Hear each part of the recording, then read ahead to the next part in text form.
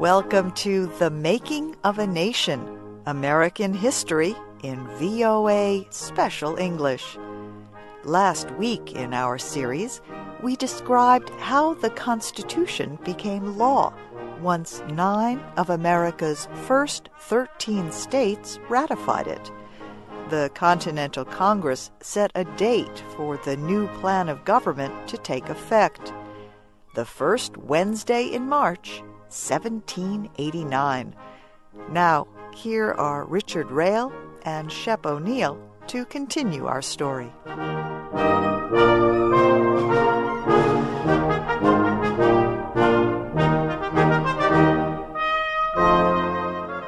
In 1789, the population of the United States was about 4 million. The 13 states had been loosely united for a short time, only about 10 years. Before that, they were separate colonies of Britain. Because the colonies were separate, their people developed different ways of life. Their economies and traditions were different. As a result, Americans were fiercely independent. An emergency, the crisis of the Revolution, brought them together. Together they celebrated the 4th of July, the day America declared its independence from Britain. Together they fought British troops to make that declaration a political reality. Together they joined under the Latin phrase, e pluribus unum, one out of many. Yet when the war ended, the soldiers returned to their home states. They still thought of themselves as New Yorkers, or Virginians, or Marylanders. They did not consider themselves a national people. Americans of 1789 were sharply divided on the need for a national government. Many were afraid the new government would not survive. They feared the anarchy that would result if it failed. Others hoped it would fail. They wanted strong state governments, not a strong central government. For those who supported the national government, there were good reasons to hope for success. The country had great natural resources, and its people were honest and hard-working. Also in 1789, the American economy was improving after the destruction of the Revolutionary War. Agriculture, trade, and shipbuilding were coming back to life. Roads, bridges, and canals were being built to improve travel and communication. The country's economy had many problems, however. 2 major issues had to be settled. One was repayment of loans made to support the Revolutionary Army. The other was creation of a national money system. Both issues needed quick action. But before the new government could act, the old government had work to do. It had to decide where the capital city of the new nation would be. It also had to hold elections for President and Congress. First, the question of a capital. At the time the states ratified the new Constitution, the Continental Congress was meeting in New York City, and that is where it decided to place the new government. Later, the capital would be moved to Philadelphia for a while. Finally, it would be established at Washington, D.C. Next, the Continental Congress had to decide when the states would choose a president. It agreed on March 4th, 1789. That was when the new Constitution would go into effect. The 11 states that ratified the Constitution chose electors to vote for a president. The result was not a surprise. They chose the hero of the Revolutionary War, George Washington. No one opposed the choice. Washington learned of his election while at his home in Virginia, Mount Vernon. He left for New York and was inaugurated there on April 30th. Members of the new Congress also were elected on March 4th.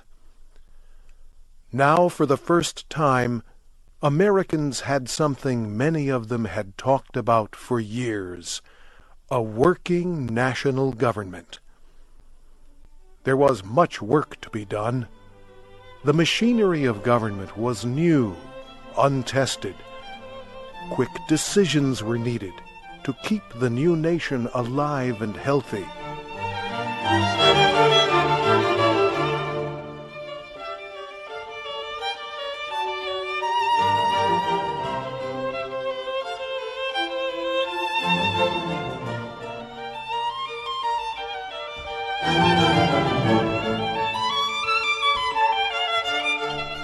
One of the first things the Congress did was to reopen debate on the Constitution itself. Several states had set a condition for approving the document. They said a Bill of Rights must be added to the Constitution, listing the rights of all citizens. When the Constitution was written, a majority of the states already had their own bills of rights. So some delegates to the convention said a national bill was unnecessary. Others argued that the Constitution would be the highest law of the land, higher than state laws. So a national Bill of Rights was needed to guarantee the rights of the citizens of the new nation. Time proved this to be a wise decision. The Bill of Rights gave the Constitution a special strength. Many Americans considered the Bill of Rights to be the heart and spirit of the Constitution. What is this Bill of Rights that is so important to the citizens of the United States? It is contained in the first 10 amendments to the Constitution.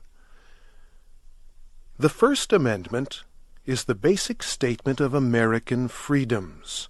It protects freedom of religion, freedom of speech, and freedom of the press. The First Amendment guarantees that religion and government will be separate in America.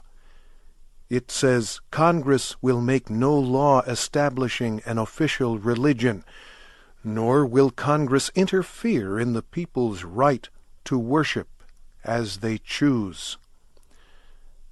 The First Amendment also says Congress will not make laws restricting the people's right to gather peacefully and to make demands on the government.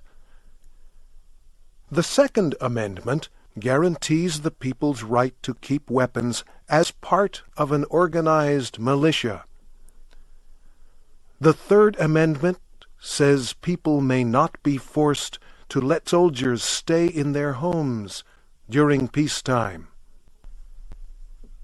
The Fourth through the Eighth Amendments all protect the people's rights in the criminal justice system. The Fourth Amendment protects people from unreasonable searches and seizures. If police want to search a suspect's house or papers, they must get special permission from a judge. The document from the judge must say exactly what police are looking for, and it must describe the place to be searched. The Fifth Amendment says no one can be put on trial for a serious crime unless a grand jury has first examined the evidence and agreed that a trial is needed. No one can be put on trial more than once on the same criminal charge, and no one can be forced to give evidence against himself in court. The Fifth Amendment also says no one can lose their freedom, property, or life except by the rules of law, and the government cannot take people's property for public use without paying them a fair price. The Sixth Amendment says all persons accused of crimes have the right to a fair and speedy public trial by a jury. This guarantees that people cannot be kept in prison for a long time unless a jury has found them guilty of a crime. The Sixth Amendment also guarantees the right of accused persons to be defended by a lawyer. It says they must be informed of the nature and cause of the charges against them. And it says they have the right to face and question their accusers. The Seventh Amendment guarantees a person's right to have a jury decide his legal dispute with another person. The Eighth Amendment bars all cruel and unusual punishments. The Ninth Amendment provides protection for other rights not stated directly in the Constitution. And the 10th Amendment says any powers which the Constitution does not give to the national government belong to the states, or to the people themselves.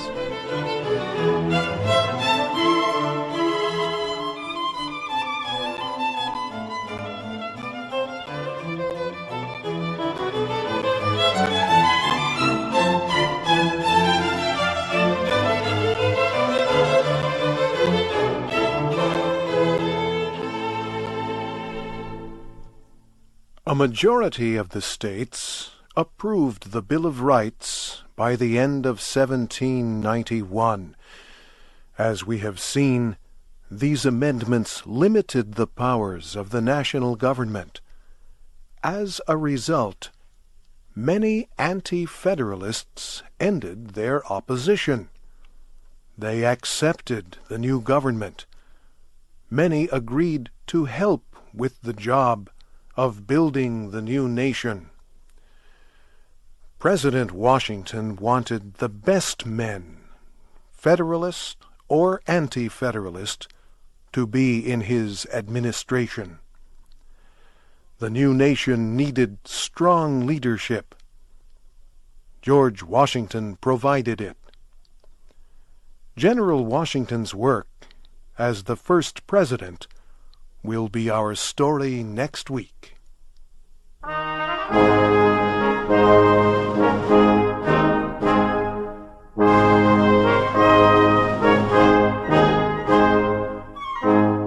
Our program was written by Christine Johnson and Carolyn Weaver. The narrators were Richard Rael and Shep O'Neill. Transcripts, MP3s, and podcasts of our programs are at voaspecialenglish.com.